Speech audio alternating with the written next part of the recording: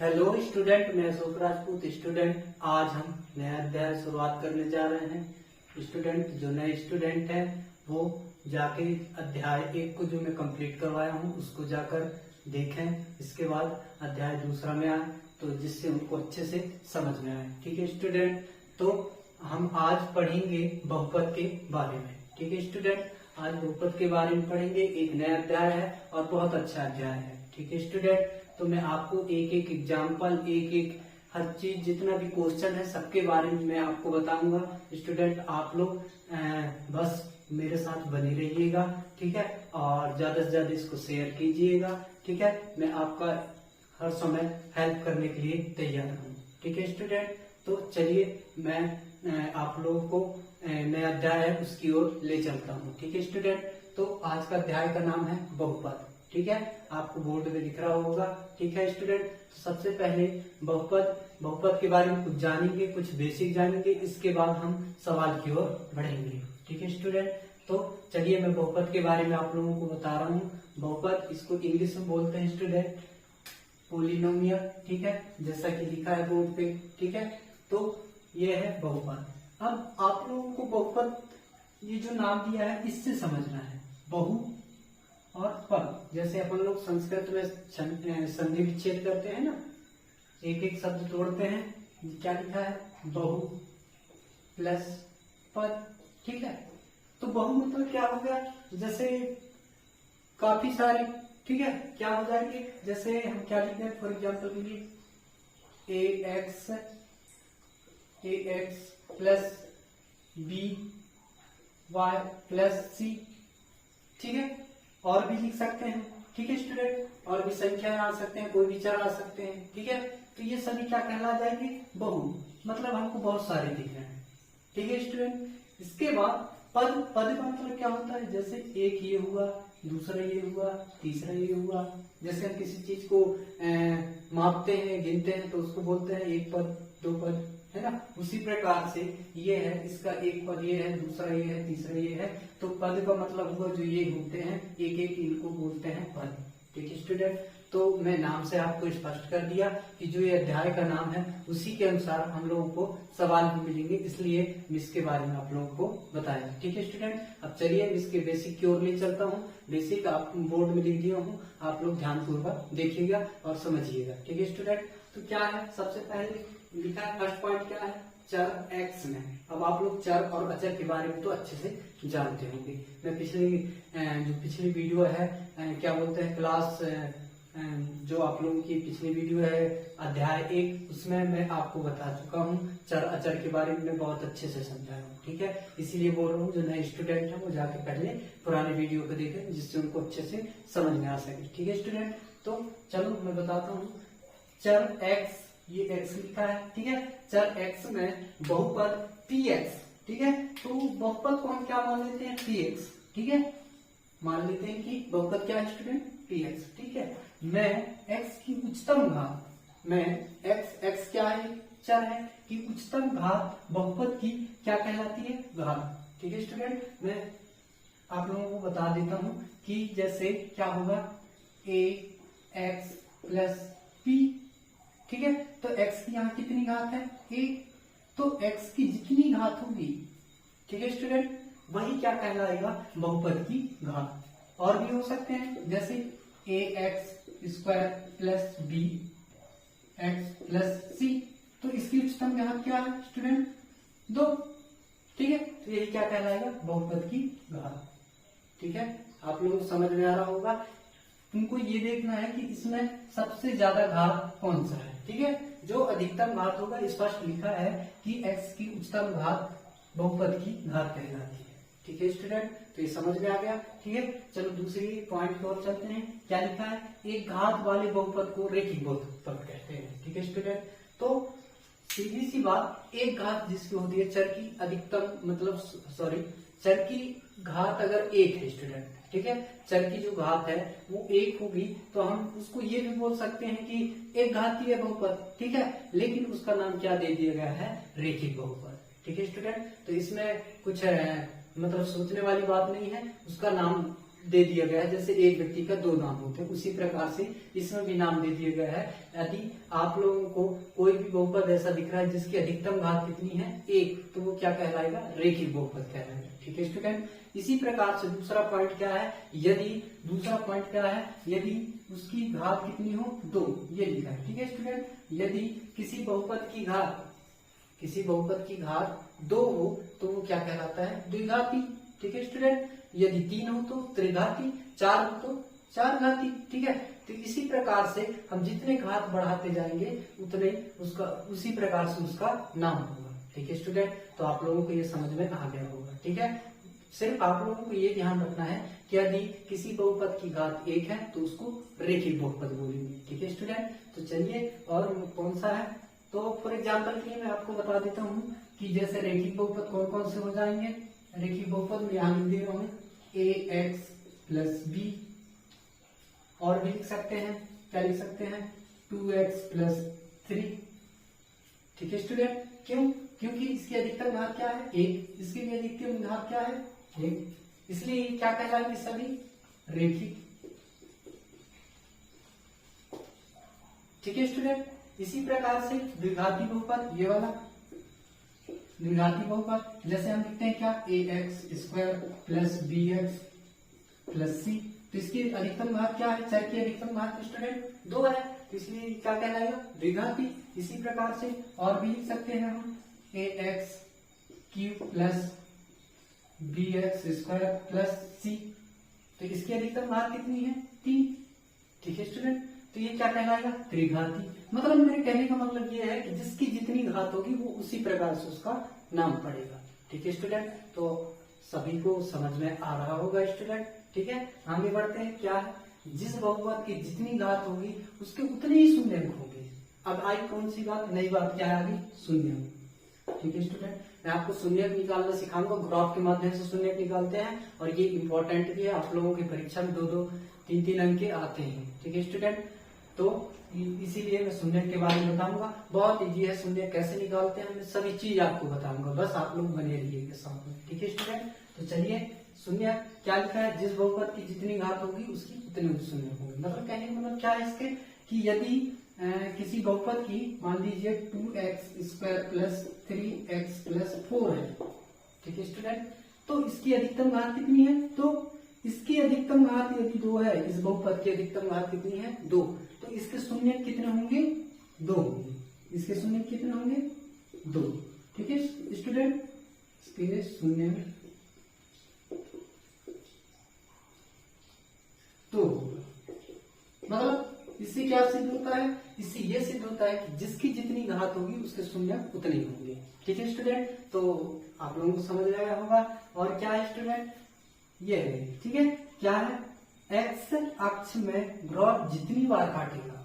ठीक है student, x अक्ष में ग्राफ जितनी बार काटेगा या स्पर्श करेगा उतनी ही उसके क्या होंगे, शून्य होंगे। ठीक है स्टूडेंट, जैसे मैं आप लोगों को बता दे रहा हूं कि जैसे मान लीजिए एक ग्राफ बनाते हैं। ठीक है, ये हो जाएगा अपना एक्स अक्ष और ये हो जाएगा वाई अक्ष।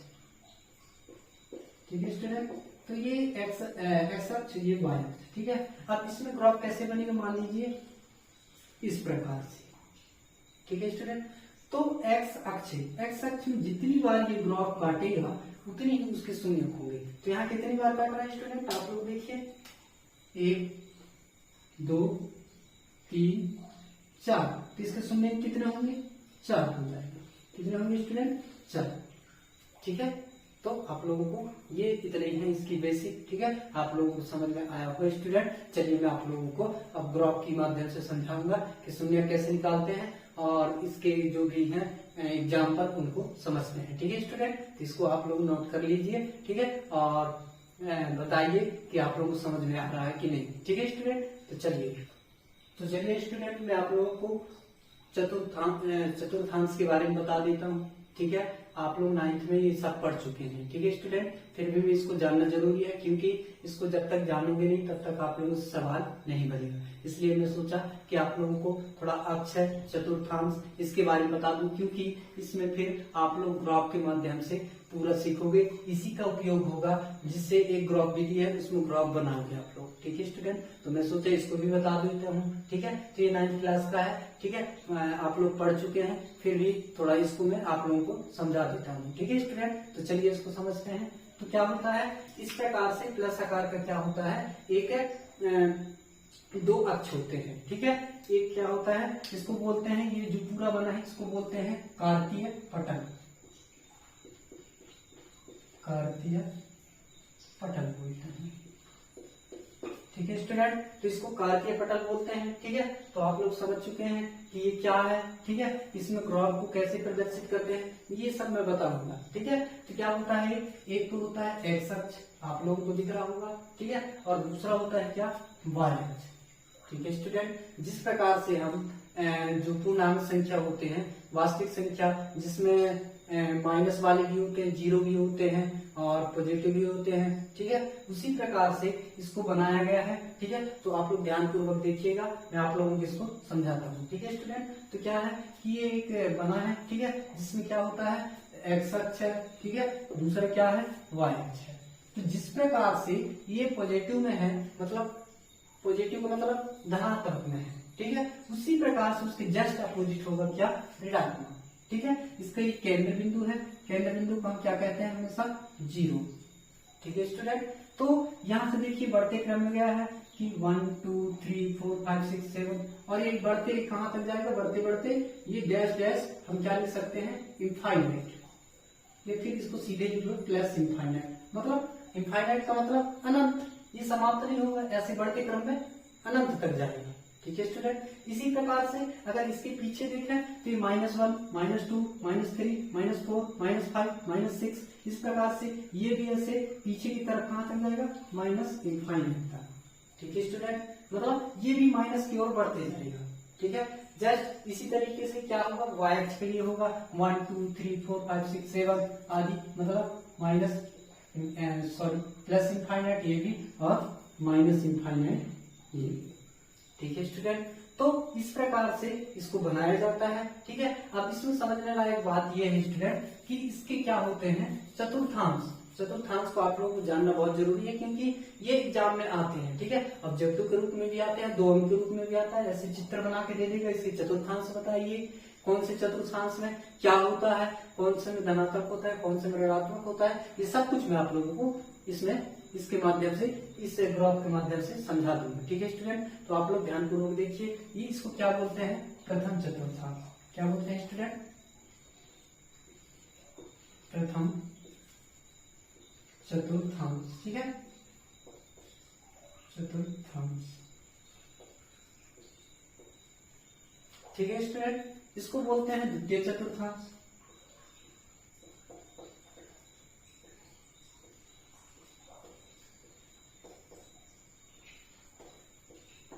और इसको बोलते हैं स्टूडेंट तृतीय चतुर्थांश।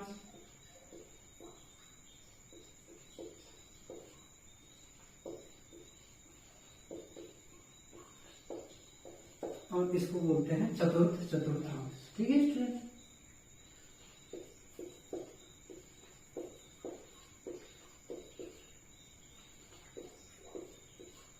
ठीक है स्टूडेंट, अब आप लोगों को कैसे बताना है कि इसमें क्या होगा। अगर आप लोगों के एग्जाम में आता है कि प्रथम चतुर्थांश में कौन सा चिन्ह होते हैं, कौन सा क्या होता है, तो आप लोगों को बिल्कुल मैं इतने सिंपल तरीके से बताऊंगा कि आप लोग एक ही बार में सीख जाओगे। ठीक है स्टूडेंट, तो चलिए इसको सिखाता हूँ। प्रथम चतुर्थांश देखिए इसको। ठीक है, प्रथम चतुर्थांश में कौन सा चिन्ह होगा। ठीक है, तो आप लोग गौर कीजिएगा कि ये क्या है, एक्स अक्ष, और ये क्या है, वाई अक्ष। ठीक है स्टूडेंट, तो ये एक्स अक्ष है और ये वाई अक्ष है। देखिए इसमें देखिए कि एक्स अक्ष क्या है, पॉजिटिव मतलब धनात्मक, और वाई अक्ष क्या है, ये भी पॉजिटिव मतलब ये भी क्या, धनात्मक। ठीक है स्टूडेंट, तो जब ये एक्स अक्ष क्या होगा, धनात्मक, तो क्या लिखेंगे यहाँ प्लस, और वाई अक्ष भी क्या है, धनात्मक, तो ये क्या होगा, ये भी प्लस। तो इसके प्रथम चतुर्थांश में क्या आ गया, प्लस प्लस आ गया। ठीक है स्टूडेंट, इसी प्रकार से दूसरे चतुर्थांश में देखेंगे तो क्या होगा कि सबसे पहले एक चीज ध्यान रखना है कि हमेशा x को पहले लिखना है और y को बाद में, इस प्रकार से। ठीक है स्टूडेंट, तो क्या होगा, द्वितीय चतुर्थांश में देखिए पहले x को लिखेंगे तो x क्या है इसमें माइनस, x क्या है माइनस, तो यहाँ माइनस लिखेंगे, और y क्या है स्टूडेंट प्लस, तो यहाँ क्या लिखेंगे यहाँ प्लस। तो ये होगा इसका चिन्ह। ठीक है स्टूडेंट, इसके बाद क्या होगा तृतीय चतुर्थांश में देखिए, तृतीय चतुर्थांश में पहले x को लिखेंगे मतलब माइनस, और y को लिखेंगे तो माइनस ये भी, तो इसकी क्या है स्टूडेंट, इसका माइनस माइनस आया। ठीक है, इसी प्रकार से चतुर्थ चतुर्थांश का देखेंगे तो पहले x को देखते हैं हम, मैंने क्या बोला है कि पहले x को लिखेंगे। ठीक है, तो x क्या है प्लस और y क्या है माइनस। तो इस प्रकार से हम सभी चतुर्थांश पे वो जो चिन्ह होते हैं उसको ज्ञात कर सकते हैं। ठीक है स्टूडेंट, तो आप लोग देख सकते हो कि प्रथम में प्लस प्लस होगा, द्वितीय में माइनस प्लस होगा, तृतीय में माइनस माइनस होगा, अब चतुर्थ में प्लस माइनस होगा। ठीक है स्टूडेंट, तो इसी प्रकार से आप लोगों को अगर एग्जाम में आता है क्वेश्चन, तो इसी प्रकार से आप लोगों को पता रहना चाहिए कि कौन से चतुर्थांश में क्या होता है। और मेरे ख्याल से आप लोगों को समझ में आ गया होगा, आप लोग आसानी से निकाल सकते हो इसको। ठीक है स्टूडेंट, है ना। तो फिर आगे बढ़ते हैं, और इसमें क्या बताने है, जैसे आप ग्राफ कैसे बनाते हैं, मैं ग्राफ की बात करता हूँ। ठीक है, ग्राफ की बात क्या करते हैं कि जैसे आप लोगों का दे दिया निर्देशांक दे दिया, निर्देशांक।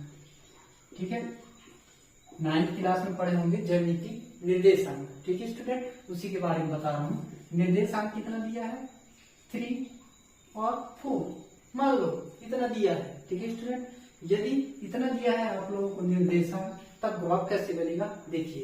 एक्स अक्ष मतलब मैंने क्या बताया था, पहला क्या मानना है शुरू वाले को, जो शुरुआत वाला है इसको क्या मानना है एक्स, और जो सेकेंड नंबर में है उसको क्या मानना है वाई। ठीक है स्टूडेंट, तो ये एक्स वाला मतलब इसमें देखो, और कौन सा है ये, इसके आगे कौन सा चिन्ह है धनात्मक। ठीक है, तो एक्स वाले में देखो धनात्मक कहाँ है 1 2 3, ये है 3 है ना धनात्मक, ये हुआ। और वाई वाले में देखो क्या 4, तो 4 ये है, ये भी है क्या धनात्मक। तो इसका ग्राफ कैसे बनाते हैं, यहाँ से ऐसे बढ़ते क्रम में और यहाँ से भी ऐसे बढ़ते क्रम में।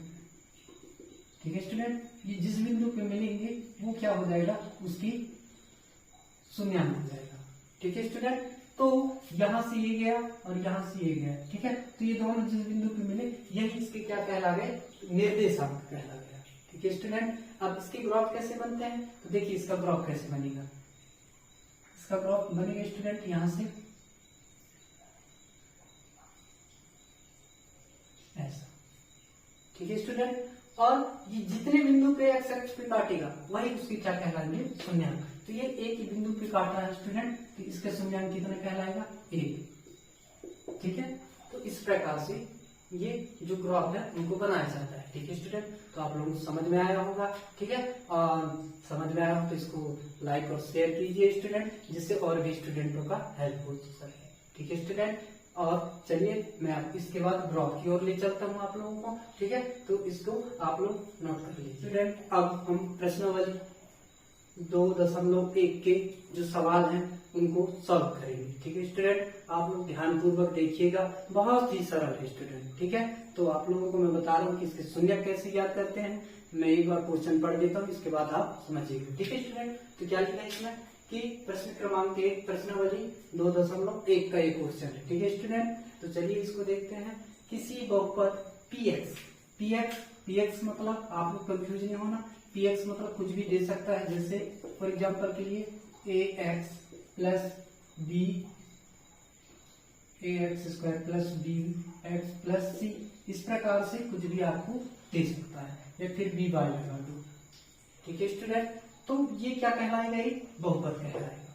ठीक है, तो आप लोग कंफ्यूज नहीं होना। तो क्या लिखा है, किसी बहुपद px के लिए y = px। अब y बराबर px है, तो आप लोग इसमें भी कंफ्यूज मत होइए, एक ही मतलब है दोनों का। ठीक है स्टूडेंट, है ना, का ग्राफ नीचे आकृति में दिया है। ठीक है, प्रत्येक स्थिति में px के शून्यांक ज्ञात करना है। ठीक है स्टूडेंट, तो शून्यांक का मैं मतलब आपको बता चुका हूँ, जब मैं अभी इससे पहले बेसिक बताया हूँ उसमें बता चुका हूँ कि शून्यांक का मतलब ये होता है स्टूडेंट कि मतलब जो ये ग्राफ है जितने बिंदु पे काटेगा उसका उतना ही शून्यांक होगा। ठीक है स्टूडेंट। तो चलिए मैं एक एक करके आप लोगों को समझाता हूँ। ठीक है स्टूडेंट। तो क्वेश्चन नंबर फर्स्ट में आते हैं। ये ग्राफ बना दिया हूँ मैं भी, एक्स और वाई का टोटल बताया था कि ये एक्स अक्ष है, ठीक है, ये एक्स अक्ष है और ये वाई अक्ष है, ठीक है। तो उसमें माइनस प्लस में बताया था, इसमें डैश लगा दिया है। तो दोनों का मतलब एक ही होता है, चाहे डैश लगा दो चाहे एक को प्लस एक को माइनस कर दो। ठीक है स्टूडेंट। अब देखिए इसको गौर से, मैं क्या बोला था, जो उसमें बेसिक बताया उसमें क्या बोला था कि यदि ग्राफ एक्स अक्ष पे जितनी बार काटेगा, ठीक है स्टूडेंट, जो ग्राफ होता है वो एक्स अक्ष को जितनी बार काटेगा या फिर स्पर्श करेगा, ठीक है स्टूडेंट, जितनी बार काटेगा स्पर्श करेगा वही उसकी शून्यांक कहलाएगा। ठीक है। तो इसमें देखिए ये है एक्स अक्ष, ठीक है स्टूडेंट, आप लोगों को दिख रहा होगा ये एक्स अक्ष है और इसके जो ग्राफ बनता है कैसे बनता है, यहाँ बनता है। ठीक है। तो ये तो एक ही बार नहीं काट रहा है, तब क्या कहूंगी इसका शून्यांक क्या है। यदि ग्राफ एक्स अक्ष को एक भी बार ना काटे तो उसका शून्याङ्क क्या हो जाएगा स्टूडेंट, इसका शून्याङ्क हो जाएगा क्या, 0। इसका शून्याङ्क क्या होगा, 0 या 0। ठीक है स्टूडेंट। जिसका ग्राफ एक्स अक्ष को एक भी बार ना काटे उसका शून्याङ्क हमेशा 0 होगा। ठीक है स्टूडेंट। दूसरा नंबर देखिए, दूसरा नंबर में क्या है कि एक्स अक्ष को कितने बार काटा है, एक बार। ठीक है स्टूडेंट। तो इसका शून्याङ्क क्या होगा, इसका शून्याङ्क होगा 1 होगा। ठीक है स्टूडेंट, 1 होगा। समझ रहा है स्टूडेंट। मतलब मेरे कहने का मतलब ये है कि जो ये ग्राफ बनता है ये एक्स अक्ष को जितनी बार भी काटेगा उसका उतना ही शून्याङ्क कहलाएगा। ठीक है। तो आप लोगों को जो एग्जाम में अगर आएगा ये क्वेश्चन तो ग्राफ ऐसा बना रहेगा। ठीक है। ग्राफ बना हुआ दिया रहेगा, उसमें आप लोगों को देखना है और पहचानना है। जरूरी नहीं है कि वो वाई अक्ष को भी काटे। ठीक है। वो वाई अक्ष को काटे उससे हमको कोई लेन देन नहीं है, चाहे वो 1000 बार काटे। हमको सिर्फ इतना देखना है कि वो एक्स अक्ष को कितनी बार काटा है। ठीक है स्टूडेंट। एक्स अक्ष को जितनी बार काटेगा, जिस प्रकार से यहाँ काटा है, एक्स अक्ष को जितनी बार काटेगा वही उसका क्या कहलाएगा, शून्याङ्क कहलाएगा स्टूडेंट। ठीक है स्टूडेंट। इसके बाद चलिए थर्ड में जाते हैं। थर्ड में देखिए एक्स अक्ष ये है, 1 2 3 बार काटा है, तो इसका शून्याङ्क कितना होगा स्टूडेंट, इसका शून्याङ्क कितना होगा, 3 होगा। ठीक है। तो इसका शून्याङ्क लिख देते हैं, शून्याङ्क 3 होगा। ठीक है स्टूडेंट। इसी प्रकार से चौथा नंबर क्वेश्चन पे आते हैं। तो चौथा नंबर क्वेश्चन में देखिए किस प्रकार से है, इस प्रकार से है। ठीक है। तो कितने बिंदु पे काट रहा है, देखिए 1 2, तो इसके भी शून्याङ्क कितने होंगे, इसके शून्याङ्क होंगे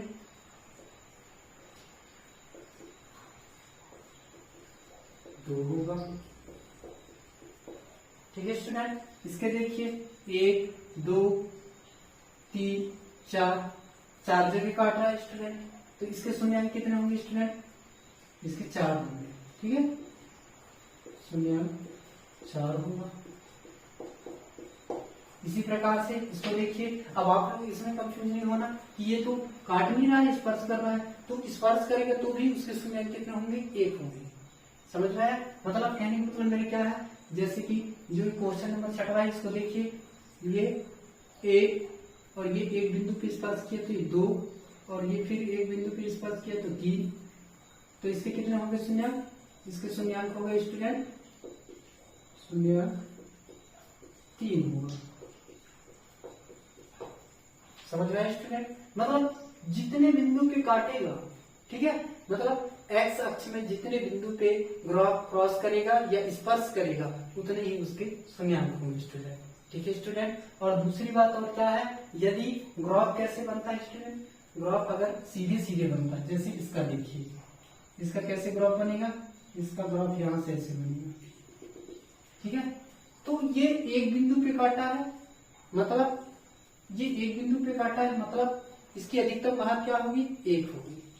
ठीक है स्टूडेंट। मतलब जितनी जिसकी घात होगी उसको एक्स अक्ष पे वो उतनी ही बार क्रॉस करेगा।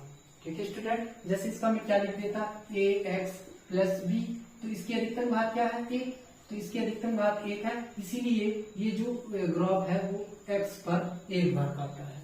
ठीक है स्टूडेंट। अगर 2 बार काटेगा तो उसकी अधिकतम घात कितनी होगी 2, 3 बार काटेगा तो 3, 4 बार काटेगा तो 4।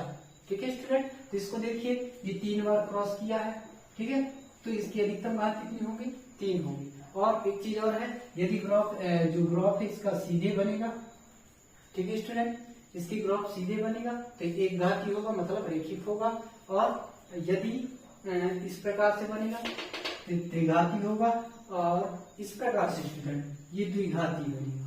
ठीक है स्टूडेंट, ये इस प्रकार से बनेगा मतलब यू आकार का, यू आकार का। ठीक है, तो ये द्विघाती है, और ये इस प्रकार से बनेगा तो ये त्रिघाती, चार घाती और भी कई प्रकार के बन सकते हैं। ठीक है स्टूडेंट, तो आप लोगों को मेरे ख्याल से समझ में आया होगा। ठीक है स्टूडेंट, तो ये था आज का प्रश्नावली 1.2। ठीक है स्टूडेंट, मिलते हैं नेक्स्ट वीडियो में। तब तक के लिए आप लाइक और सब्सक्राइब कीजिए और इसको ज्यादा से ज्यादा शेयर कीजिए। ठीक है स्टूडेंट, धन्यवाद।